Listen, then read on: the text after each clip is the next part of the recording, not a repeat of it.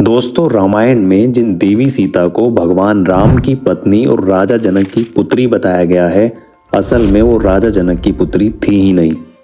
जी हाँ दोस्तों, वाल्मीकि रामायण में हम जो कुछ बचपन से पढ़ते आ रहे हैं, रामायण के अन्य संस्करणों में उसका कुछ और ही रहस्य है। आप ये जानकर हैरान हो जाएंगे कि देवी सीता असल में लंकापति रावण की पुत्री थी, जिनका जन्म एक श्राप के कारण लंका की महारानी मंदोदरी के गर्भ से हुआ था। दोस्तों, ये सब जानकर आप आश्चर्यचकित तो हो ही गए होंगे, तो चलिए जानते हैं इसके पीछे की असल कहानी क्या है। क्यों देवी सीता को रावण की पुत्री बताया जाता है, देवी सीता के रावण की पुत्री होने के पीछे क्या श्राप था, और स्वयं की पुत्री होने के बाद भी रावण ने देवी सीता का अपहरण क्यों किया। तो चलिए बिना समय गवाए शुरू करते हैं आज के इस मिस्टीरियस एपिसोड को। दोस्तों, वैशाख मास की शुक्ल पक्ष की नवमी तिथि को भगवान राम की पत्नी देवी सीता धरती पर अवतरित हुई थी। हमें से ज़्यादातर लोग रामायण के केवल उस संस्करण के बारे में ही जानते हैं जिसमें बहन शूर्पणखा की नाक कटने के बाद बदले की आग में झुलस रहा रावण देवी सीता का अपहरण कर अपने साथ लंका ले जाता है। रामायण की पूरी कहानी देवी सीता के अपहरण और भगवान राम और रावण के बीच युद्ध के इर्द गिर्द ही घूमती है। महर्षि वाल्मीकि द्वारा रचित रामायण में देवी सीता को मिथिला नरेश जनक की पुत्री बताया गया है। इसके अनुसार राजा जनक को माता सीता बाल्यावस्था में एक मिट्टी के कलश में खेत में हल चलाते समय मिली थी, जिसके बाद राजा जनक ने ही उनका लालन पालन किया था। लेकिन दोस्तों, क्या आप जानते हैं रामायण के अन्य संस्करणों में माता सीता को रावण की पुत्री बताया गया है। दोस्तों, रामायण के कुछ संस्करणों में माता सीता को वेदवती का अवतार बताया गया है। दरअसल ब्रह्मा वैवर्त पुराण में यह कथा आती है, जहां से रावण के अंत की कथा भी जुड़ती है। ऐसा कहा जाता है कि बहुत समय पहले वेदवती नाम की एक परम तपस्विनी, जिसने अपना जीवन भगवान विष्णु की उपासना में समर्पित कर दिया था, घने जंगलों में गहरी तपस्या कर रही थी। उसकी साधना इतनी शक्तिशाली थी कि उसने अपने चारों ओर एक दिव्य आभा उत्पन्न कर ली थी। वेदवती का एक ही उद्देश्य था, भगवान विष्णु को अपने स्वामी के रूप में पाना। तपस्या में लीन वेदवती के इस दिव्य सौंदर्य और तेज से आसमान तक रोशनी फैल रही थी। एक दिन लंका के पराक्रमी राजा रावण वहां से गुजर रहा था। उसकी दृष्टि जब वेदवती पर पड़ी तो वह उसकी सुंदरता पर मोहित हो गया और उसके मन में उसे पाने की इच्छा जागी। रावण ने उसके तप को भंग करने का प्रयास किया और अपने अहंकार में उसे अपमानित भी किया। वेदवती ने उसे बार बार चेताया कि वह उसकी तपस्या में बाधा न डाले, लेकिन रावण ने उसकी बातों को अनसुना कर दिया। अपमान और उत्पीड़न से आहत वेदवती ने अपनी प्रतिज्ञा पूरी करने के लिए अग्नि में कूदकर अपने जीवन का अंत कर दिया। चिता में समर्पण के इस अंतिम क्षण में उसने रावण को श्राप दिया कि अगले जन्म में मैं तुम्हारे विनाश का कारण बनूंगी। मेरा जन्म तुम्हारे अहंकार और पाप का अंत करने के लिए ही होगा। दोस्तों, रामायण के इस संस्करण के मुताबिक सीता ही वेदवती का अवतार थी। दोस्तों, जैन रामायण का एक संस्करण देवी सीता को रावण की असली बेटी बताता है।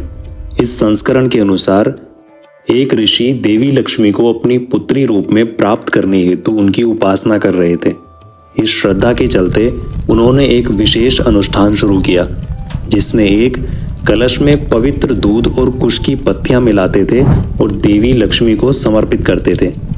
प्रतिदिन की इस भक्ति प्रक्रिया में ऋषि अपनी आराधना में मग्न रहते और इस बात की प्रतीक्षा करते कि देवी लक्ष्मी इस कलश के माध्यम से उनके जीवन में पुत्री रूप में अवतरित होंगी। एक दिन रावण उस स्थान पर आया और वहां उपस्थित सभी ऋषियों को मार डाला।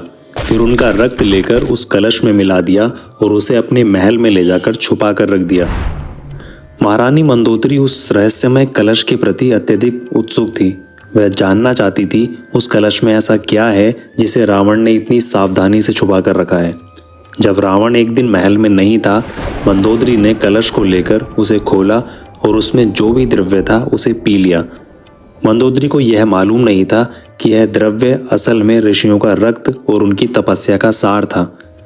द्रव्य का सेवन करने के बाद मंदोदरी गर्भवती हो गई और मंदोदरी ने एक पुत्री को जन्म दिया। जैसे ही उस दिव्य कन्या का जन्म हुआ, एक आकाशवाणी हुई कि यही कन्या रावण की मृत्यु का कारण बनेगी।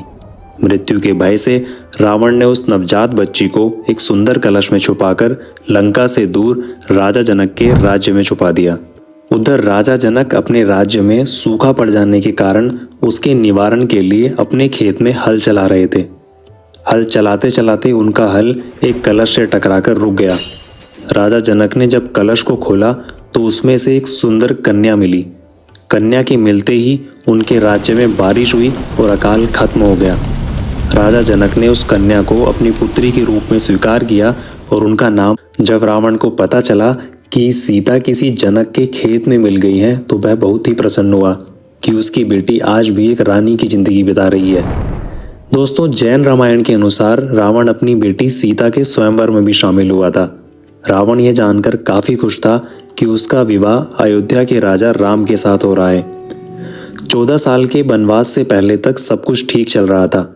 जब रावण को पता लगा कि उसकी बेटी राम के साथ वनवास भोग रही है तो उसने फौरन सीता का अपहरण कर उसे वापस लंका ले जाने का फैसला कर लिया। जैसे ही रावण ने माता सीता का अपहरण किया, श्री राम और लक्ष्मण जी ने वानर सेना सहित लंका पर चढ़ाई कर दी और रावण का वध कर माता सीता को लंका से अयोध्या वापस ले गए। दोस्तों, इस प्रकार वेदवती का श्राप सत्य हुआ और रावण अपनी ही पुत्री के कारण मृत्यु लोक को प्राप्त हुआ। ये सभी घटनाएं वाल्मीकि रामायण में लिखित रूप से उपलब्ध नहीं है, लेकिन रामायण के अन्य संस्करण जैसे अद्भुत रामायण में माता सीता को रावण और मंदोदरी की बेटी बताया गया है। दोस्तों, वाल्मीकि रामायण के अलावा कंपन रचित रामायण, जैन रामायण, थाई रामायण और लोक कथाओं में भी माता सीता के जन्म और जीवन का अलग अलग ढंग से वर्णन है। दोस्तों, माता सीता के रावण की पुत्री होने पर आपकी क्या राय है, कमेंट सेक्शन में जरूर बताइएगा। इसी के साथ ये वीडियो यहीं ख़त्म होता है। अगर आपको हमारे द्वारा बनाए गए वीडियो पसंद आ रहे हैं तो हमें अगला वीडियो किस टॉपिक पर बनाना है ये भी जरूर बताइएगा। दोस्तों, अगर आप चैनल पर नए हैं तो चैनल को सब्सक्राइब और बेल आइकन को दबाना ना भूलें। अगले वीडियो में हम फिर से हाजिर होंगे आपकी एक और मनपसंद कहानी के साथ। तब तक के लिए बने रहिए हमारे चैनल मिस्टीरियस वर्ल्ड में।